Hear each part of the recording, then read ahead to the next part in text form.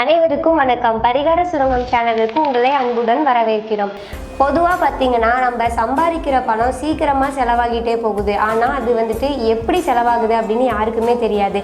அந்த மாதிரி உங்களுக்கும் நீங்கள் சம்பாதிக்கிற பணம் ஃபுல்லாக செலவாகிட்டே போகுதா? அப்போ இந்த பரிகாரத்தை கண்டிப்பாக நீங்கள் செஞ்சு பார்க்கலாம். நம்ம இதுக்கு ஒரு தேங்காயும் சில்லறை காசையும் வச்சு தான் நம்ம இப்போ இந்த பரிகாரத்தை பண்ண போகிறோம். இந்த பரிகாரம் பார்த்தீங்கன்னா பொதுவாக குடும்ப பெண்கள் எல்லாருமே இந்த பரிகாரத்தை செய்யலாம். இந்த பரிகாரத்துக்கு ஃபஸ்ட்டு நாம் ஒரு சின்ன தட்டு எடுத்துக்கிறோம். அதுக்கப்புறம் மஞ்சள் எடுத்துக்கிறோம். இப்போ இந்த மஞ்சள் எடுத்து தட்டில் வச்சுக்கிறோம்.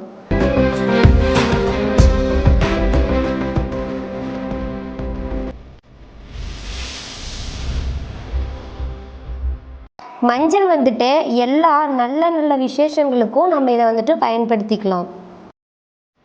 இதுக்கப்புறம் குங்குமம் எடுத்துக்கிறோம்.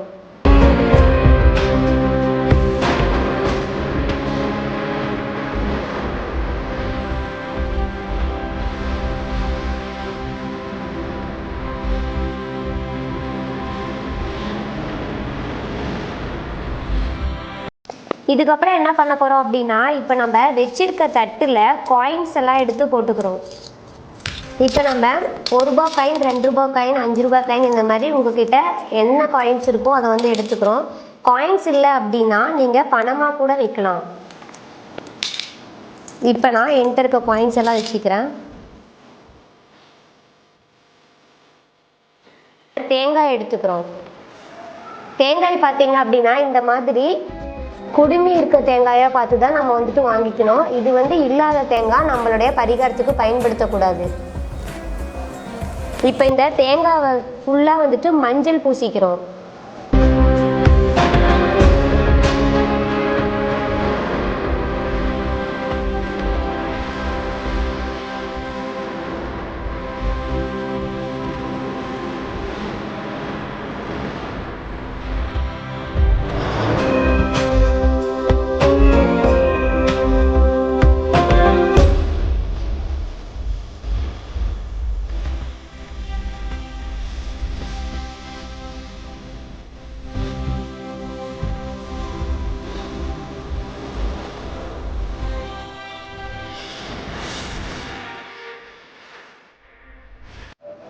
இப்போ நம்ம இந்த மாதிரி தேங்காய் ஃபுல்லாக மஞ்சள் பூசிக்கிட்டோம். இதை அந்த காயின்ஸ்க்கு நடுவில் வச்சிடணும்.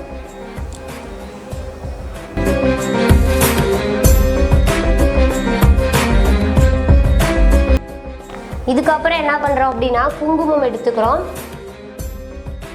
தேங்காவில் 3 இடத்துல குங்குமம் வச்சுக்கிறோம்.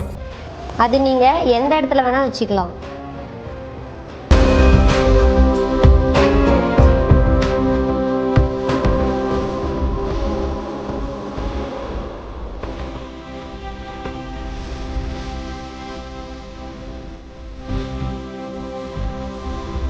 இதுக்கப்புறம் என்ன பண்ணுறேன்னா, ஒரு 5 ரூபாய் காயின் எடுத்து நடுவில் வச்சுக்கிறோம்.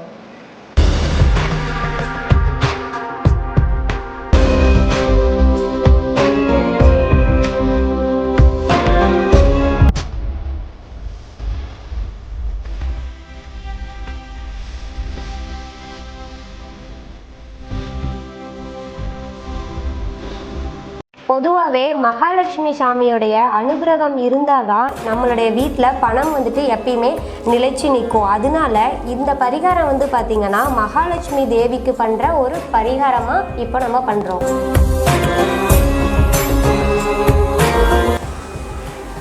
இதுக்கப்புறம் என்ன பண்ணுறோம் அப்படின்னா, இந்த பூவால் அபிஷேகம் பண்ணுறோம். பூவை இந்த மாதிரி தேங்காவினுடைய இந்த குடுமி இருக்கு இல்லையா, இதில் வச்சிடறோம். வச்சுட்டு பூக்களால் அபிஷேகம் பண்ணுறோம்.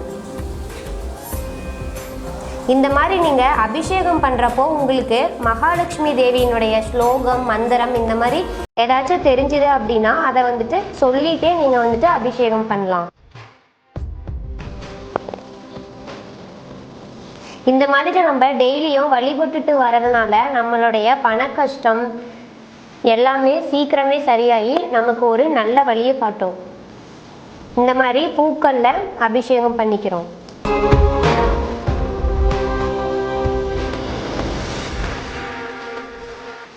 உங்களுடைய கஷ்டங்கள் எல்லாத்தையும் சொல்லிட்டே நீங்கள் அபிஷேகம் பண்ணலாம்.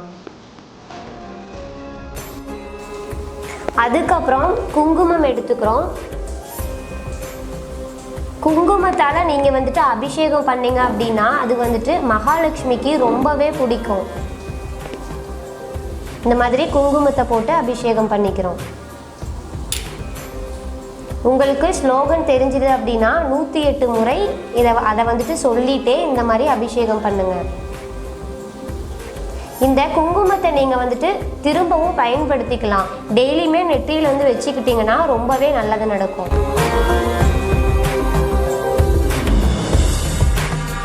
உங்களால் டெய்லியும் இதை வந்து செய்ய முடியல அப்படின்னா மறக்காமல் வெள்ளிக்கிழமை மட்டுமாச்சு செய்யலாம்.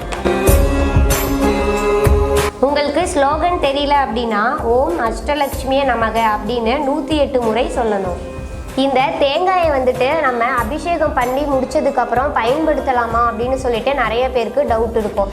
இந்த தேங்காயை நம்ம வந்துட்டு சமையலுக்கு கூட பயன்படுத்திக்கலாம். ஆனால் அசைவ சமையலுக்கு இந்த தேங்காயை நம்ம வந்துட்டு கண்டிப்பாக பயன்படுத்தவே கூடாது.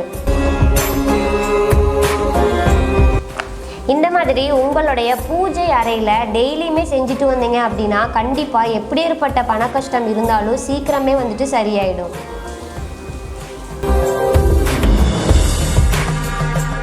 நம்மளுடைய சேனல் பரிகாரம் சுரங்கமை தொடர்ந்து பார்த்துட்டே வாங்க. இதே மாதிரி நல்ல நல்ல பரிகாரங்கள் பற்றி நீங்கள் வந்துட்டு தெரிஞ்சுக்கலாம். இதே மாதிரி இன்னும் நிறைய பரிகாரங்கள் நம்மளுடைய சேனலில் அப்லோட் பண்ணியிருக்கோம். பார்க்காதவங்க போய் வந்து செக் பண்ணி பார்த்துக்கலாம். உங்களுக்கும் இந்த சேனல் பிடிச்சிருந்தா மறக்காமல் சப்ஸ்கிரைப் பண்ணிடுங்க.